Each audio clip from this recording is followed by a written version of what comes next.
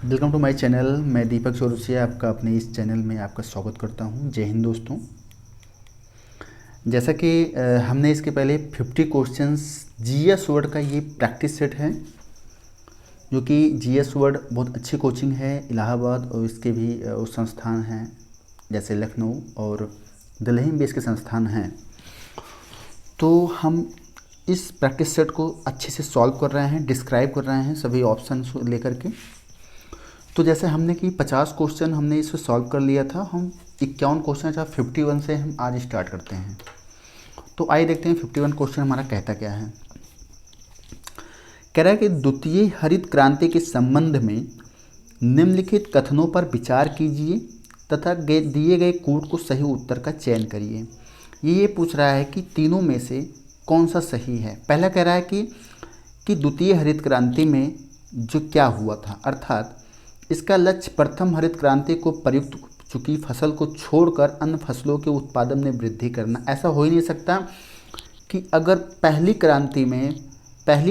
प्रथम क्रांति में अगर किसी फसल को हम प्रयोग किए हैं तो द्वितीय क्रांति में उसे छोड़ देंगे, अर्थात ये हमारा ऑप्शन गलत होगा।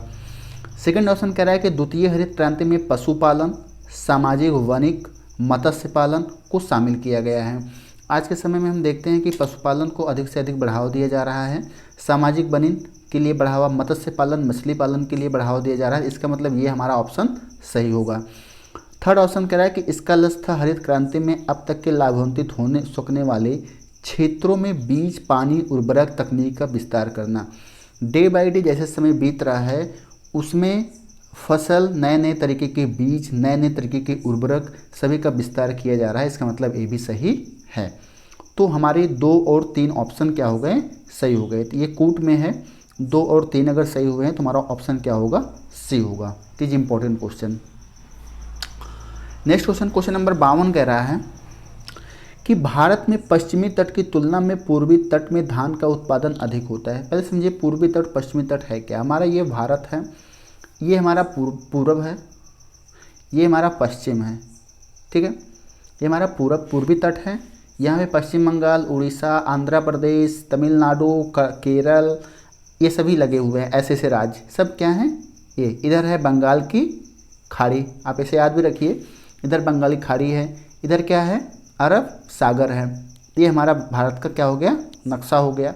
इधर बंगाल खाड़ी, इधर हो गए। क्वेश्चन कह रहा है कि भारत में पश्चिमी तट की तुलना में, अर्थात इस तट की तुलना में पूर्वी तट पर धान का उत्पादन क्या होता है, अधिक होता है। पूर्वी तट में क्या पश्चिम बंगाल आता है कि नहीं आता, उड़ीसा आता है कि नहीं आता, ये सब आंध्र प्रदेश आता है। यहाँ पर धान वान खेती बहुत अच्छे ढंग से होती है। पश्चिम बंगाल में हम जानते हैं सबसे ज़्यादा धान होता है, पैदा वहीं पे होता है। तो हमारा क्या होगा, ऑप्शन कथन क्या होगा, सही होगा। इतनी बात समझ में आई। ऑप्शन ए क्या होगा, सही होगा। भारत के पूर्वी तट पर पश्चिमी तट की तुलना में अधिक वर्षा होती है। तो इसमें भी हमारा ऐसी बात नहीं है कि वहाँ पे अधिक होता है, यहाँ पे कम होता है, ऐसा कोई बात नहीं है। तो हमारा ए ऑप्शन क्या होगा, सही होगा। और आर ए कथन सही होगा, कारण क्या होगा, गलत होगा। ऐसा नहीं कि पूर्वी तट पे बारिश नहीं होता, पूर्वी तट बहुत बारिश होता है। तो हमारा ए ऑप्शन हो जाएगा सी। ए सही है परंतु आर गलत है, ठीक है। क्वेश्चन नंबर नेक्स्ट देखते हैं हम। भारतीय शाक भाजी अनुसंधान संस्थान कहाँ है। शाक भाजी को कभी कभी सब्जी अनुसंधान संस्थान भी लिख के आ जाता है। तो हमें नई दिल्ली, ऑप्शन दे रहा है नई दिल्ली, हिमाचल प्रदेश, राजस्थान और उत्तर प्रदेश। बताइए कहाँ पर है, बताइए कहाँ पर है। तो भारतीय शाक भाजी अनुसंधान केंद्र कहाँ पे है, यूपी में है। यूपी के कहाँ में है, वाराणसी में है। यूपी कहाँ पर है, वाराणसी में है, याद रखिएगा। वैसे वाराणसी ज़्यादा पूछता है ऑप्शन, लेकिन इसमें जो है राज्य पूछ लिया है। तो राज्य कहाँ है, उत्तर प्रदेश। उत्तर प्रदेश कहाँ पर, वाराणसी में। नेक्स्ट क्वेश्चन, निम्नलिखित में से कौन सा सुमेलित है। कह रहा है सुमेलित पूछ रहा है, मतलब मिलाना है। कौन सा सुमेलित है, कौन सुमेलित नहीं है। पहला है garden reach shipyard. Garden reef shipyard जो है ये कोलकाता में ही है, अर्थात ये सही है। क्या है, ऑप्शन ए सही है। गार्डन रीच शिपयार्ड कोलकाता में है। अगला गया हिंदुस्तान शिपयार्ड। तो हिंदुस्तान शिपयार्ड मुंबई में नहीं है, ये आंध्रा में है। कहाँ पे है? आंध्र प्रदेश। कहाँ पर है? आंध्र प्रदेश में है। कोचीन शिपयार्ड, तो कोचीन जो है ये केरल में है, सभी जान रहे हो। कोचीन शिपयार्ड तमिलनाडु नहीं, केरल में है कोचीन। मझगांव, मझगांव ऐसे एक गांव है, मझगांव नाम से फेमस है। मझगांव जो है ये मुंबई में है, ना कि गोवा में, महाराष्ट्र में है। तो अर्थात पूछा सुमेलित कौन सा है? ए सुमेलित है, लेकिन और भी आप ऑप्शन को जानते रहिए कौन कहाँ पे। हिंदुस्तान शिपयार्ड कहाँ पे है? आंध्रा। कोचीन केरल, का से कोचीन और का से केरल। मझगांव, मझगांव महाराष्ट्र। माँ से मझगांव, माँ से महाराष्ट्र, याद हो जाएगा। ठीक है। Next question, question number 55। Question number 55 देखते हैं हम। ठीक है, कह रहा है कि सूची फर्स्ट, सूची सेकंड को सुमेलित कीजिए। तो इसमें एक है सागौन, देवदार, सुंदरी, सिनकोवा। ठीक है, इसमें ऑप्शन में है, मिलाना पड़ेगा, थोड़ा हम छोटा करते हैं। ठीक, अब देखते हैं सागौन कहाँ सबसे ज़्यादा पाया जाता है। हिमालय में पाया जाएगा कि मध्य भारत में पाया जाएगा, सुंदरबन या हिमालयी को उच्च क्षेत्र में? नहीं, सागौन सबसे ज़्यादा जो पाया जाता है वो मध्य भारत में पाया जाता है। और मध्य भारत का क्षेत्र जो होगा वो मान चलिए कि मध्य प्रदेश, छत्तीसगढ़ और उड़ीसा होगा। एमपी, छत्तीसगढ़ और उड़ीसा, ये 3 क्षेत्र ऐसे होंगे जो कि मध्य भारत के क्षेत्र में आते हैं। उड़ीसा, एमपी और छत्तीसगढ़। सागौन, तो सागौन का हो जाएगा 2। देवदार की अगर हम बात करें तो देवदार जो है ये हिमालय के उच्च क्षेत्र में पाया जाता है। उच्च क्षेत्र में, हिमालय के उच्च क्षेत्र में देवदार पाया जाता है। इसका याद रखिए, देवदार के बीज कहाँ रहता है? हिमालय के उच्च क्षेत्र में। इसके बाद सुंदरी, सुंदरी जैसे बहुत लोग नहीं जानते, एक कट करते हैं फिर से। सुंदरी, सुंदरी क्या है? ये भी एक वृक्ष है, एक वृक्ष है जो कि ये सुंदरबन में पाया जाता है। सुंदरबन कहाँ पे है? पश्चिम बंगाल में है सुंदरबन। और इसी सुंदरी को ही जोरिए वन भी कहा जाता है। क्या कहा जाता है? जोरिए वन। सुंदरी को जोरिए वन भी कहा जाता है। और सुंदरी एक वृक्ष है। इसी सुंदरी वृक्ष की वजह से इस डेल्टा का नाम सुंदरबन डेल्टा रखा गया है, याद रखिएगा। सुंदरी के जरिए ही सुंदरबन डेल्टा रखा गया है। पश्चिम बंगाल में है और कुछ बांग्लादेश में ही पाया जाता है। ठीक है, अगला हो गया सिनकोवा। क्या है? सिनकोवा। सिनकोवा हिमालय के तराई क्षेत्र में पाया जाता है। हिमालय के तराई क्षेत्र, हिमालय के 2 क्षेत्र हैं, उच्च क्षेत्र और तराई क्षेत्र। तो सिनकोवा जो है हिमालय के तराई क्षेत्र में पाया जाता है। तो हमारा ऑप्शन कौन सा होगा? तो हमने देखा ही नहीं। ऑप्शन होगा, एक मिनट, ऑप्शन होगा ए का कौन सा होगा? सागौन। ए का दूसरा, तो ए का दूसरा 2 ऑप्शन है। बी का चौथा, बी का चौथा, तो हमारा ये ऑप्शन होगा, ऑप्शन ए। कौन सा होगा? ऑप्शन ए हमारा आंसर होगा। ठीक है, क्वेश्चन नंबर 56 पूछ रहा है किस वृक्ष को मरुस्थल का राजा कहा जाता है? बहुत ही इजी क्वेश्चन है। खिजरी को। किसको? खिजरी को मरुस्थल का राजा कहा जाता है। खिजरी को मरुस्थल का राजा कहा जाता है। क्यों? क्योंकि मरुस्थल में पानी की क्या होती है? कमी होती है, पानी की कमी होती है। तो ये जो खिजरी वृक्ष है इसे तापमान सहने की क्षमता इसके पास अधिक है। तापमान सहने की क्या होती है? क्षमता अधिक है। तो खिजरी वृक्ष कहाँ पाया जाता है? मरुस्थलीय क्षेत्र में पाया जाता है, इसलिए इसे मरुस्थल का राजा भी कहते हैं। इसके बाद ब्यूटिया मोनोस्पर्मा, ये क्या है जानते हो? कई पूछ लेता है। ब्यूटिया मोनोस्पर्मा एक वृक्ष पाया जाता है यूपी में, और कहाँ पाया जाता है मुझे नहीं पता, लेकिन यूपी में पाया जाता है। ब्यूटिया मोनोस्पर्मा पाया जाता है यूपी में। ये वैज्ञानिक नाम है, वैसे इसका एक नाम है ढाक या प्लास। इसी प्लास का वैज्ञानिक नाम है ब्यूटिया मोनोस्पर्मा। तो ढाक या प्लास, इस ढाक या ढाक और प्लास जो है यह उत्तर प्रदेश का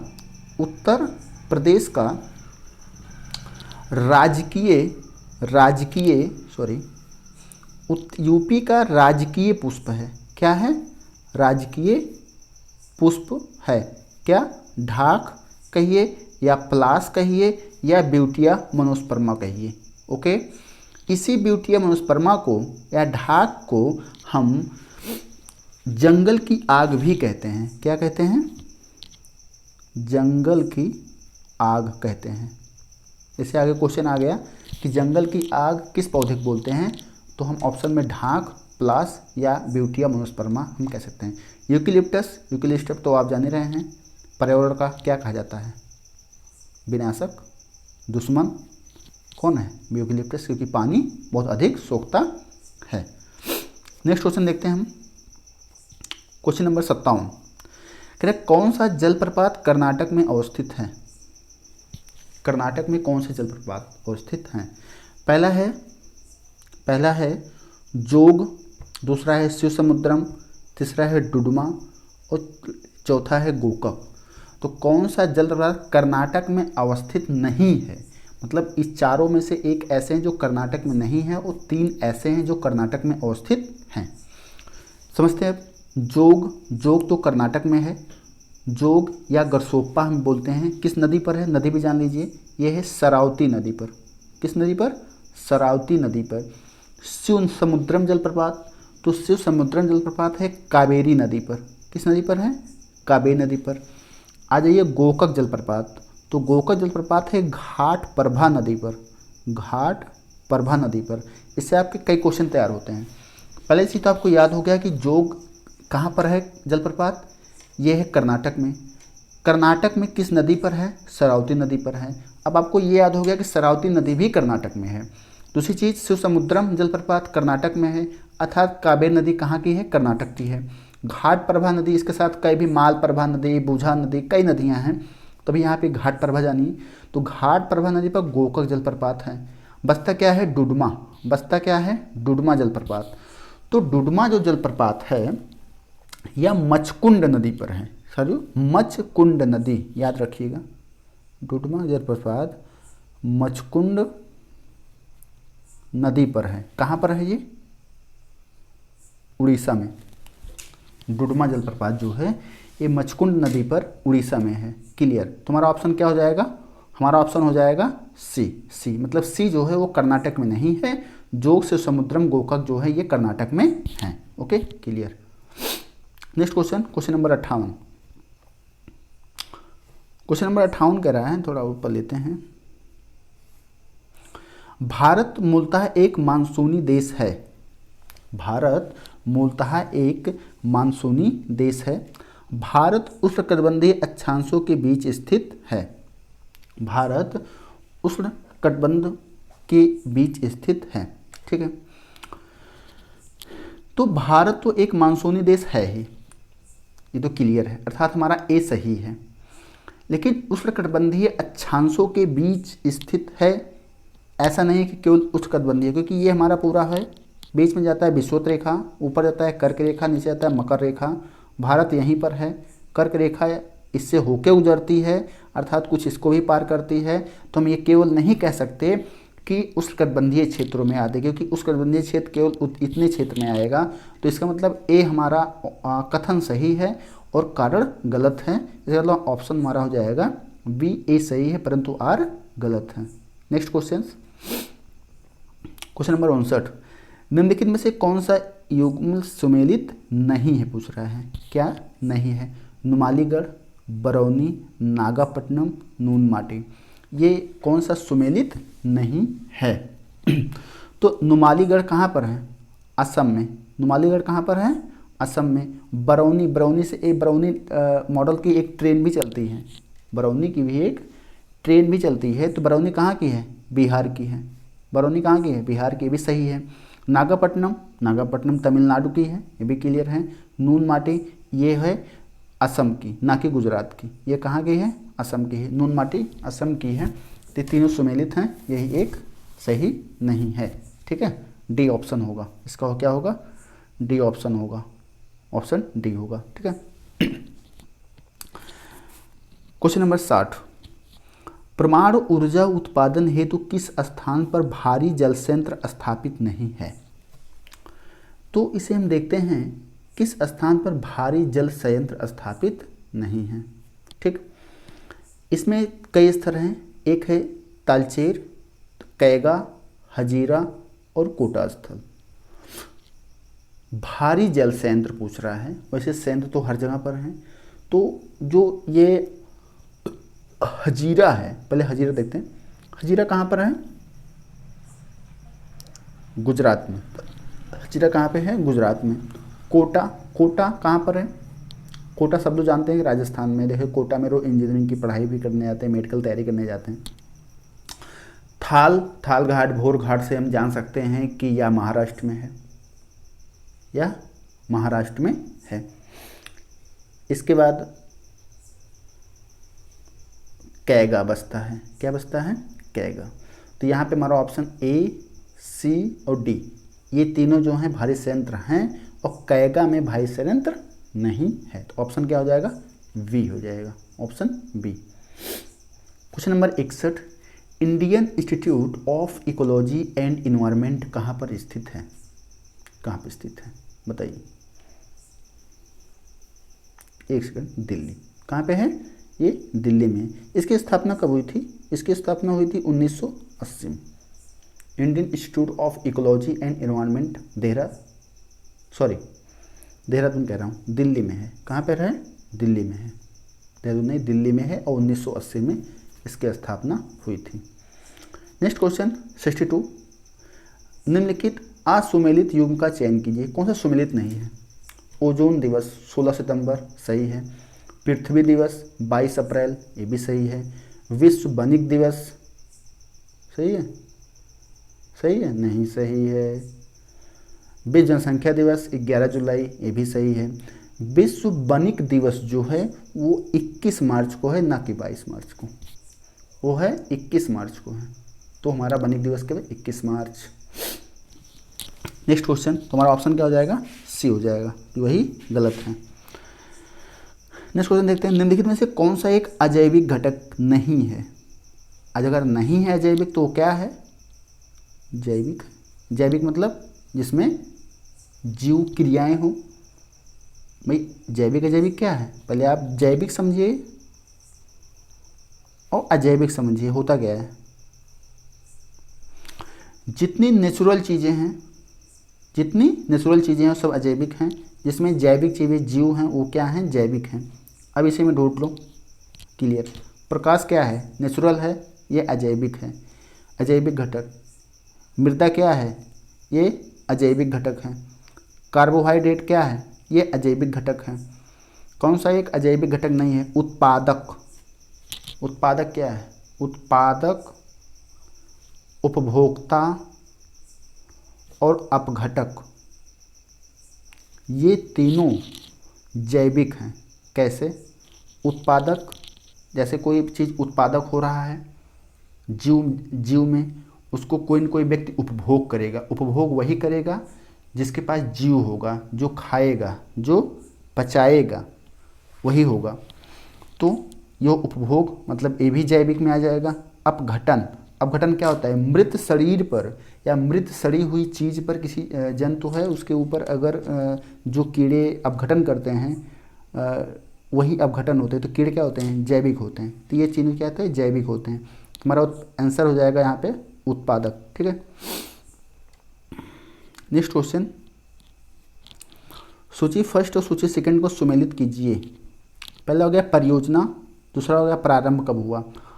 आप जानते रहिए कि हाथी परियोजना 1973 नहीं भैया 1992 में है। 1992 में है, या मिलाना है ना, तो हाथी परियोजना 1992 था, तीसरे पे आएगा, अर्थात ए का तीसरा, तो इसे सी आपका क्लियर हो गया। ठीक है, ए का तीसरा। बाघ परियोजना 1973, चले जाइएगा। हंगुल परियोजना बताइए, हंगुल परियोजना कब है? इसे मिला दीजिए, एक तीसरा और बी का चौथा 1996, और हंगुल परियोजना 1970 जाएगा, 1970, ऑप्शन सी। ठीक है, पूछता रहता है बराबर। क्वेश्चन नंबर 65, एक जलीय जीव की सेहत ज्ञात करने के लिए किसकी गणना की जाती है? मान लीजिए ये तालाब है, तालाब में मछली हैं बहुत सारे, हमें इनकी सेहत ज्ञात करनी है। तो सेहत हम कैसे ज्ञात करेंगे भाई? किसी भी मछली को सेहत कैसे ज्ञात करेंगे कि ये सही से ऑक्सीजन पा रहे हैं नहीं पा रहे हैं? मेनली इनके लिए ऑक्सीजन ही मुख्य है, ठीक है, ये खाने के लिए ऑक्सीजन ही मुख्य है इनका।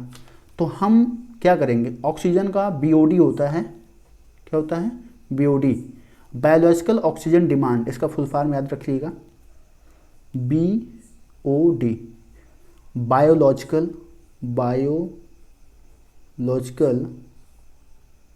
Oxygen demand. ये चीज़ क्या होता है कि जो हम पानी में घुली हुई ऑक्सीजन से ही हम ये पता लगा पाते हैं कि उसमें रहने वाले जो जीव हैं उनका सेहत कैसे है, किस लेवल पे वो हैं। कहीं कहीं हम देखते हैं कुछ पेड़ पौधे अधिक उसमें, जैसे एक होता है तल पटनी, ऐसे भी कुछ इसे और भी भाषा में कुछ भी बोलते हैं, ज़्यादा हो जाने के कारण उसमें ऑक्सीजन का परिवहन सही से नहीं होता है, जो उसमें जलीय जीव होते हैं उनकी डेथ हो जाती है। तो इसमें हमारा मेनली आंसर है घुली हुई ऑक्सीजन। क्या हो गया, घुली हुई ऑक्सीजन से ही हम ज्ञात करते हैं। नेक्स्ट क्वेश्चन 66 क्या कह रहा है, पारिस्थितिकी तंत्र में विभिन्न पोषण स्तर से ऊर्जा स्थानांतरण का नियम क्या कहलाता है? बताइए।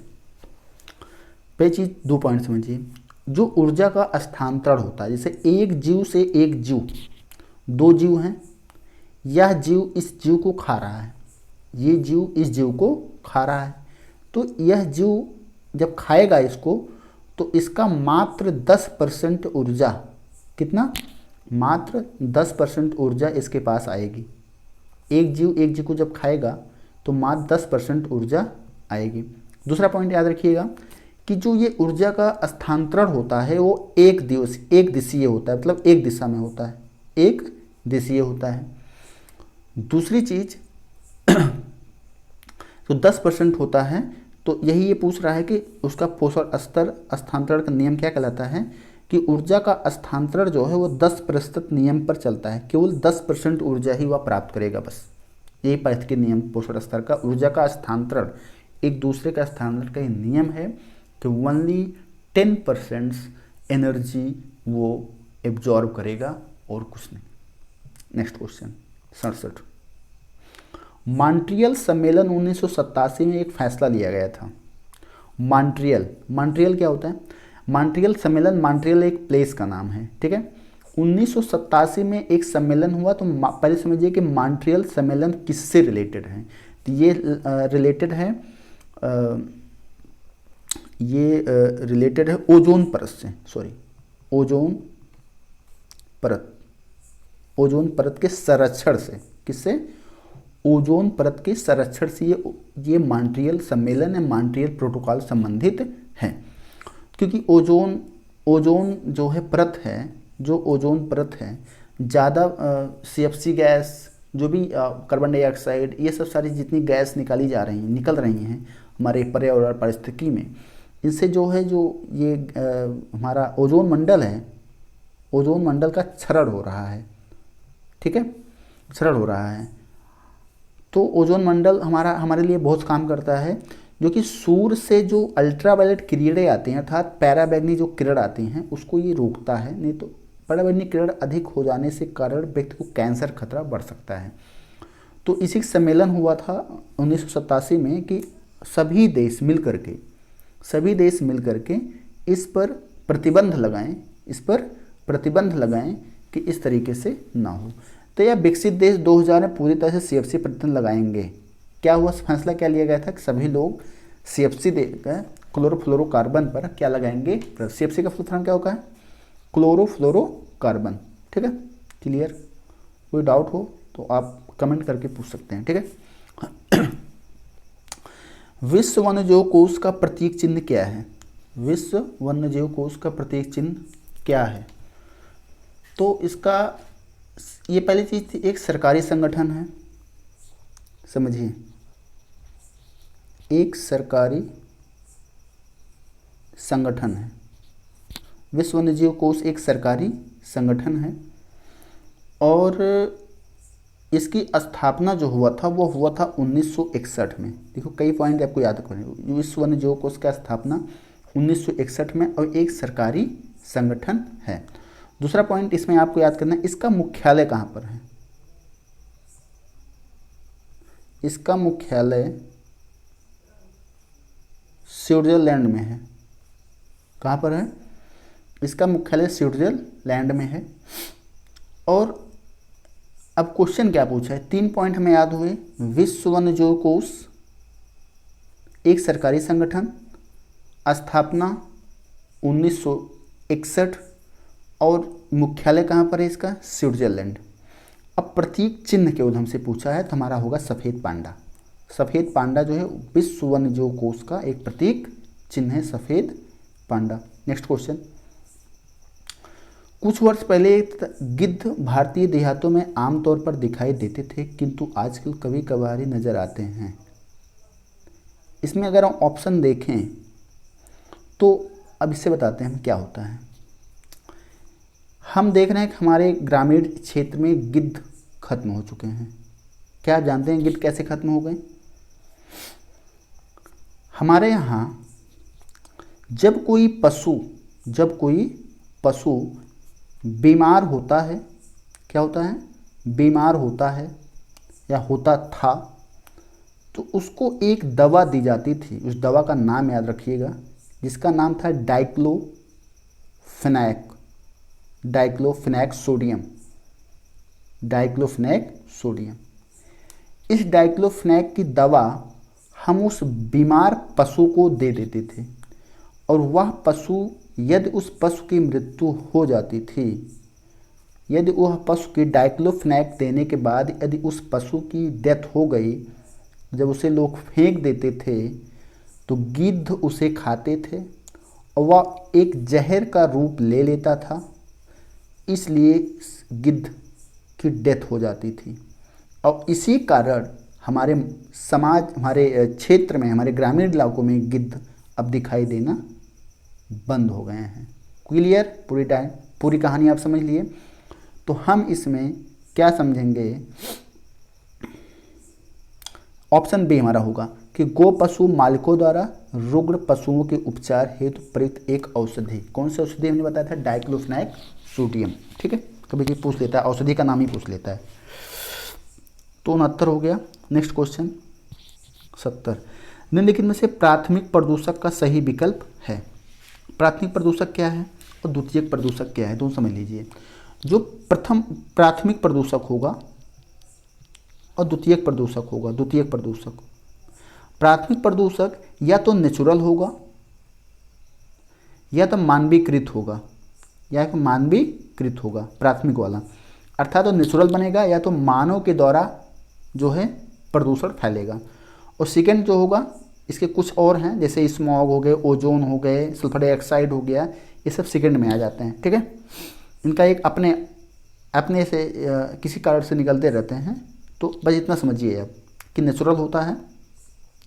तो हमारा इसमें ऑप्शन होगा प्लास्टिक कार्बन मोनोऑक्साइड, प्राथमिक प्रदूषक का सही विकल्प। तो प्लास्टिक क्या होता है? हम लोग प्लास्टिक यूज करते हैं, प्लास्टिक की वजह से प्रदूषण होता है, इसलिए हमारा ये प्राथमिक हो गया। ओजोन अपने आप होता है, अमोनिया अपने आप, पेरोक्साइड नाइट्रेट ये अपने आप उसमें होते हैं वायुमंडल में, तो इसको हम नहीं कहेंगे। प्लास्टिक वाला जो है हम खुद करते हैं, इसलिए प्राथमिक प्रदूषक कहते हैं। जो मानव के द्वारा वो प्राथमिक प्रदूषक है। नेक्स्ट क्वेश्चन, निम्नलिखित में से कौन सा पिरामिड सदैव सीधा होता है? पिरामिड पहले समझ दो, पूरा अच्छी तरीके से पिरामिड हम समझा देते हैं। पिरामिड कौन सा सीधा होता है? सदियों सीधा होता है, सदियों। ऑप्शन तो आपका हो जाएगा ऑप्शन सी, ऊर्जा का पिरामिड जो है सदियों सीधा होता है। लेकिन आप समझो पिरामिड 3 प्रकार के होते हैं। एक संख्या पिरामिड, एक होता है बायो मास पिरामिड, एक होता है ऊर्जा पिरामिड। ठीक है, अब जो सांख्य लिखना हो तो आप लिख सकते हो। जो सांख्य पिरामिड होगा, इसमें सांख्य पिरामिड में घास, मैदान, तालाब, इसमें घास का, मैदान में और तालाब में तीनों स्थान पे जो पिरामिड बनेगा सांख्य में, वो सीधा बनेगा। क्या बनेगा? सीधा बनेगा। लेकिन सांख्य में अगर वन में बन रहा है तो वो उल्टा बनेगा। लिखना हो तो आप देख सकते हैं, वन में बनेगा तो वो उल्टा बनेगा। घास, मैदान और तालाब में सीधा बनेगा और वन में जो बनेगा वो उल्टा बनेगा। नेक्स्ट हमारा क्या था, बायोमास। बायोमास का ये हाल है कि इसमें स्थल पर तो सीधा बनेगा, लेकिन जल में उल्टा बनेगा, जल में उल्टा बनेगा, ये बायोमास का। लेकिन अगर हम ऊर्जा की बात करें तो ऊर्जा का पिरामिड चाहे स्थल हो या चाहे जल हो, सदैव क्या होगा, सदैव सीधा होता है, सदैव सीधा होता है। ऊर्जा का पिरामिड सदैव सीधा होता है। क्लियर? ये हमारे 71 क्वेश्चन था, हमारा 71 वाला क्वेश्चन। ठीक है, नेक्स्ट क्वेश्चन 72 क्वेश्चन देखते हैं। कह रहे राष्ट्रीय पर्यावरण अभियांत्रिकी शोध संस्थान नीरी अवस्थित है। ये बहुत सरल है, नागपुर में अवस्थित है। 1958 में इसकी स्थापना हुई थी, 1958 में इसकी स्थापना हुई थी। राष्ट्रीय नीरी का संस्थान पर नागपुर आपको याद करना है। इसके बाद 73 क्वेश्चन देख लीजिए। द फ्यूचर वी वांट नामक शीर्षक जारी घोषणा पत्र संबंध है। तो ये हुआ था रियो डी सम्मेलन में, रियो डी सम्मेलन में हुआ था। ऑप्शन डी हो गया। ये शुरुआत रियो डी जेनेरियो जो हुआ था पृथ्वी सम्मेलन, ये 1992 में हुआ था। तो इसमें जब +20 लगा हुआ है, अर्थात हम 1992 से 20 साल और आगे जाएंगे। तो हम जब 20 साल और आगे जाएंगे तो वो 2012 में फिर दोबारा हुआ था। कहाँ पे? ब्राज़ील में। बस हम इतना देते हैं। इसके बाद मैथ के क्वेश्चन हैं हमारे जीएस के। इतने क्वेश्चंस पे आज हम यहाँ पे ख़त्म करते हैं। फिर नेक्स्ट वीडियो हम फिर अगले डेट मिलते हैं। तो अगर आपको हमारा वीडियो अच्छा लग रहा हो, आप लोग सपोर्ट करिए, लाइक करिए, शेयर करिए और सब्सक्राइब करिए और हमें सपोर्ट करिए। अगर आपको लगता है किसी टॉपिक पर तो आप टॉपिक बता सकते हैं, हम उस पर वीडियो बनाएंगे। और आपका फुल सपोर्ट ही हमारे लिए और आपके लिए बेहतर होगा। ठीक है, थैंक्स फॉर वॉचिंग। थैंक्स, धन्यवाद। Good night.